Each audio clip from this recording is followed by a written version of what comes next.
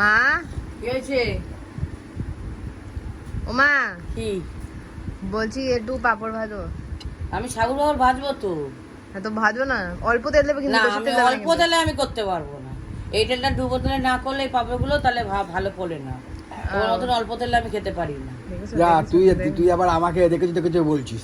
তুই আমাকে দেখে বলছিস মানে উস্কে দিলি তারপর মা আমার সঙ্গে অশান্তি করে। নে নে বাবা, বসে বসে শুধু অর্ডার চালিয়ে যাচ্ছিস। ভাই, নে কি খা। পাপড় এ মা, এ তো পুড়িয়ে ফেলেছো? পুড়িয়ে কি? গেছে তো। পুড়িয়ে ফেলেছো। করে যে করার তো ক্ষমতা নেই। দুজনে বাবা মেয়ে একই ক্ষমতা।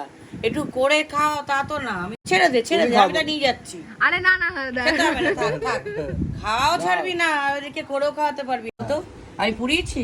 ওরে বাবা, দাদার জন্য তো দাদার জন্য তোমরা তো বলো ভালো বলে ভালো তোমাদেরকে পুড়িয়ে দিয়েছি আমি, দেখেছো? দাদাকে দেখো সাদা সাদা ভেজে দিয়েছি।